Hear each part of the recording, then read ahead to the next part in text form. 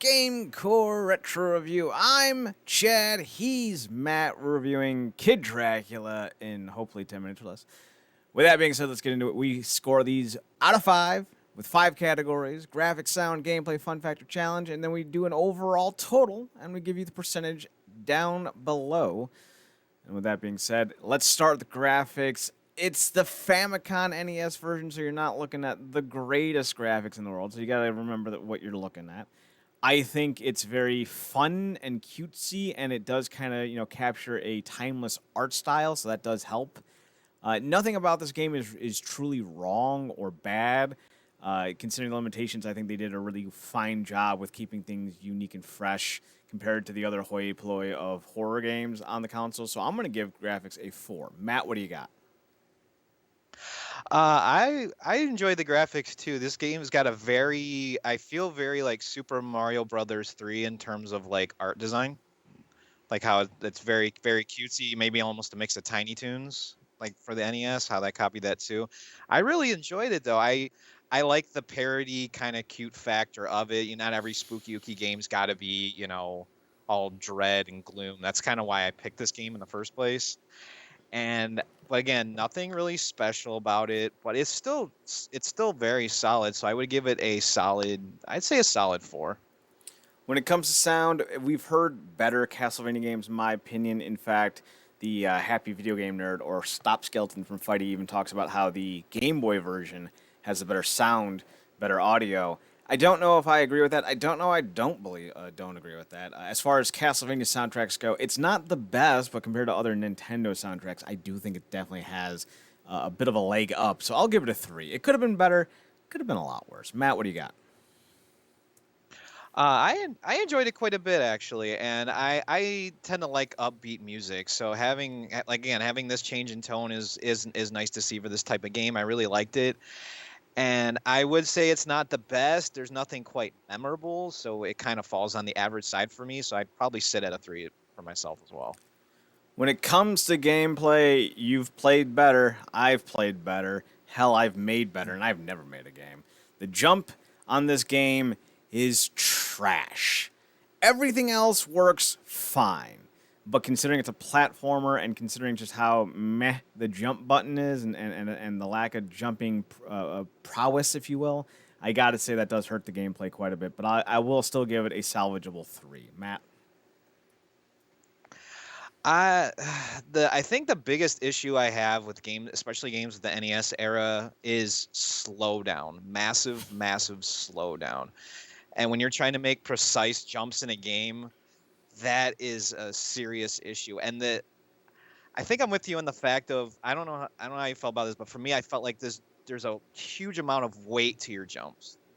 Like you're almost sinking every time you make a jump. And I feel like that's to the detriment of something like this because you need to be very precise with what you're doing, and this game is just not letting you. Everything else of it works fine though, enough, but it needs improvement in a lot of areas. So I would definitely say a solid 3. When it comes to fun factor, this shit's right up my alley. It's little gothic, little neato, little cutesy. It's definitely something that I'm kind of surprised never made its way to like Nickelodeon or Cartoon Network, or Saturday morning cartoons back in the day. Would have been the perfect kind of avenue for something like that. But for me, I like the appeal. I like the vibe, and I'm a big old Castlevania dork. So I'll give it a 4. I enjoyed it, even though the gameplay wasn't the best. Matt? Yet, yeah, the whole vibe of it is what really helps make this a real enjoyable experience. The whole absurdity and silliness of all of it, and that's kind of why enjoyed it quite a bit.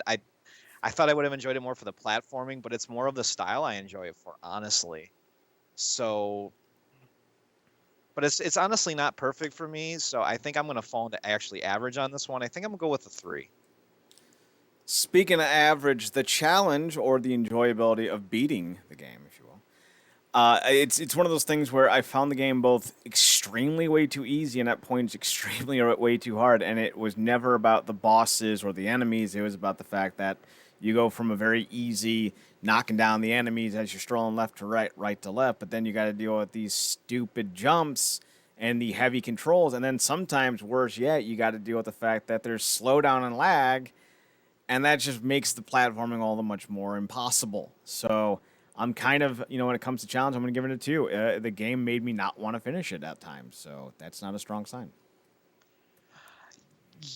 Yeah, I'm kind of in that same wheelhouse to a degree, but for different reasons. I had a lot of struggles trying to get through most of the part of this game, and to me, a lot of it was some of the boss fights, especially the last one. I had a huge issue with. There's this very precise amount of accuracy you have to have when you're doing something, and with the slowdown and the glitchiness of it, makes it damn near impossible to complete. So. But it's not game breaking enough to me. Again, I feel like I'm falling into average territory here. So I think, with all things considered, it's going to be a. Did you say a 3? Yes, I did. Okay. All right, well, that brings us to a, let's see, 4, 3, 3.5, 2.5, 3. That brings us to a 16 out of 25 for a 64%. It's barely playable, but you can do it. We don't not recommend this game, so be sure to check it out. That's a 64% for Kid Dracula on the NES, aka Famicom. With that being said, we're going to go and record a podcast. It'll be down below when you're done listening to this video. Well, we don't know what we're talking about yet. At least I don't. So tune in and figure it out, because it's going to be something. For Matt, I'm Chad. Thanks for tuning in to GameCorp, and we'll see you guys next week.